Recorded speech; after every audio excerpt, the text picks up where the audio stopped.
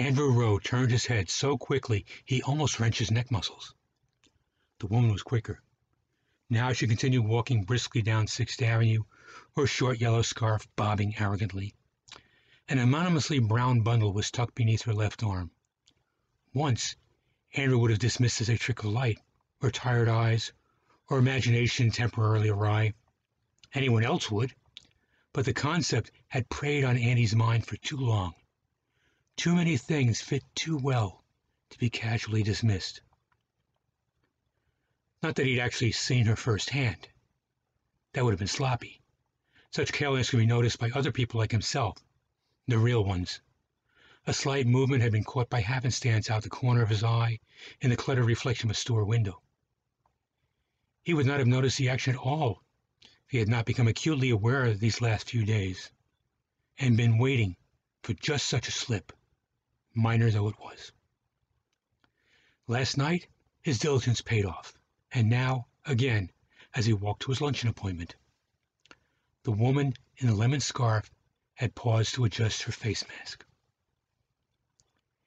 Andy decided she'd been hurried while changing identities. Perhaps somebody else, like him, was watching her. He was tempted to follow, to approach her, and then she was around the corner and gone. She might already be someone else. He stared at the spot where she had stood. Passers-by bumped into or moved around this new obstacle in their paths, draped in an ill-fitting mail-ordered gray suit. Andy remained unaware of his nuisance value until one bumper uttered a hasty, insincere apology. Then the bumpee, shaken from his reverie by the novelty of actually being spoken to, continued on his way. He turned left at the cross street. 4 doors down he turned again, stepping into a tiny restaurant quaintly named The Nutshell. Paul was already there. Andy knew that before he entered the dining room, because he saw his friend's distinctively handled cane swaying serenely from a nearly empty rack as he passed the check room. The girl behind the counter looked quite bored, not surprisingly. With the coming of late spring, there was precious little to be checked. She amused herself by watching Paul's cane swing back and forth. She'd instigated the motion with a single well-manicured finger. The table was a corner one, well away from the mainstream of customers. Paul preferred a certain degree of privacy. Andy had always considered that particular trait, like the cane, an affectation. Now, in view of the observations he'd been making, it seemed merely futile. Waiting long, Andy asked, as he slid into his chair on the opposite side of the plasticized mahogany table. "Couple minutes," Paul replied. He indicated his vodka martini, its ice barely melted. "Care for a drink?" Andy shook his head.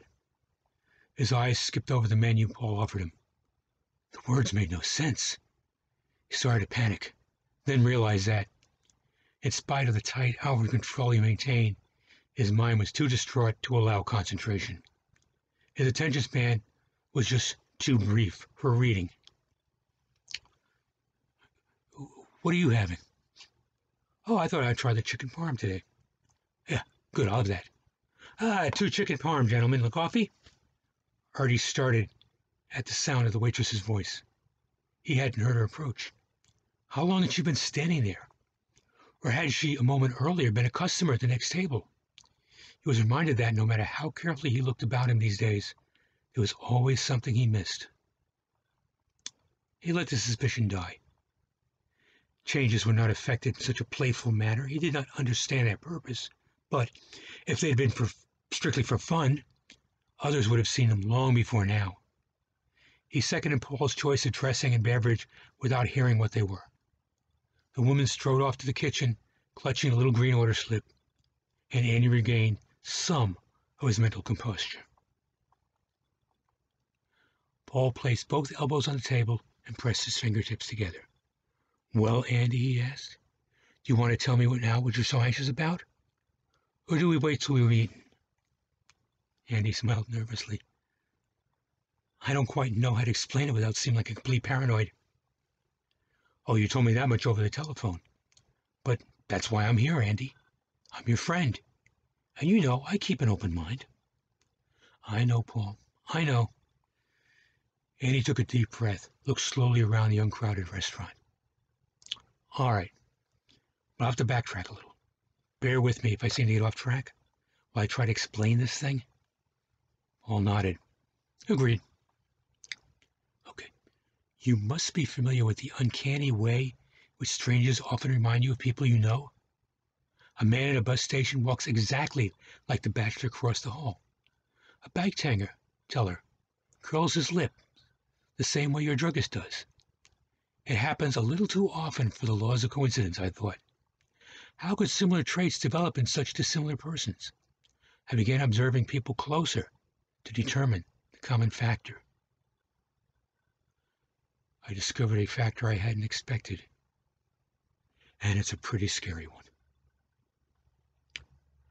I first noticed what you might call a change in a bar on Lexington Avenue. I picked a subject for the evening observation, a short, well-dressed man with a gray mustache carrying a black, silver-trimmed briefcase.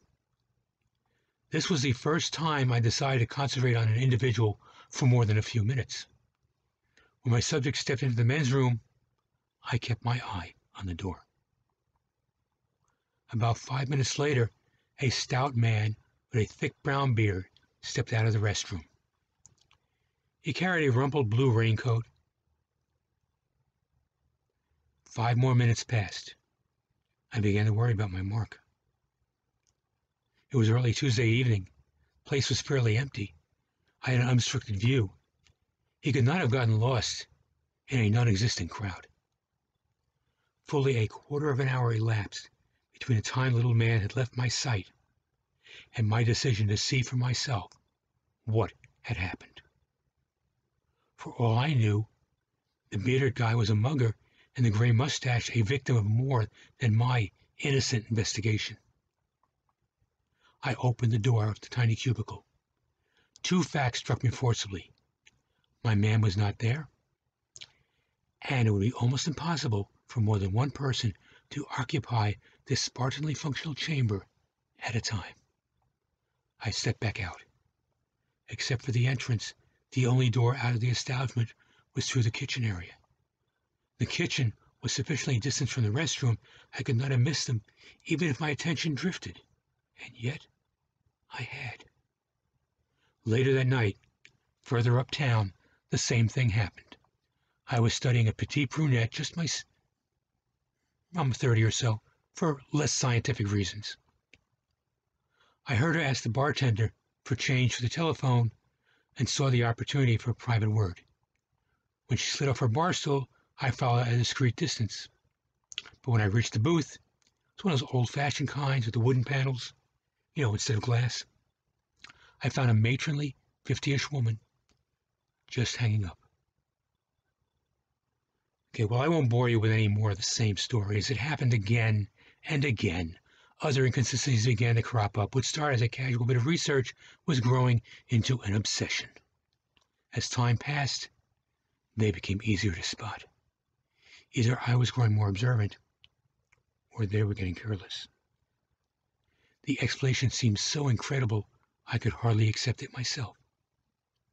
Here's my theory. There may be 1,000 people in the entire world. That's an arbitrary figure. I'm using it for the sake of argument. Maybe 100 of them or so are real, like you and I. The rest are constantly changing identities, become the myriad strangers and casual acquaintances we encounter every day. Wouldn't be difficult. How many people have you met in your lifetime who you really know?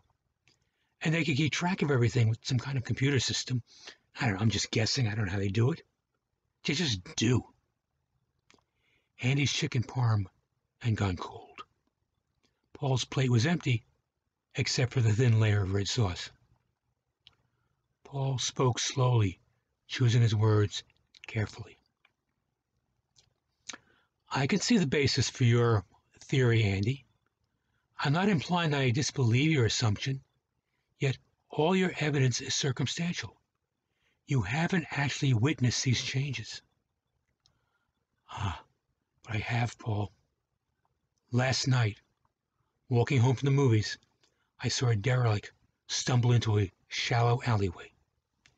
He opened a small paper sack that he carried and pulled out not a bottle of cheap wine, but a roll of pliable, flesh-colored plastic.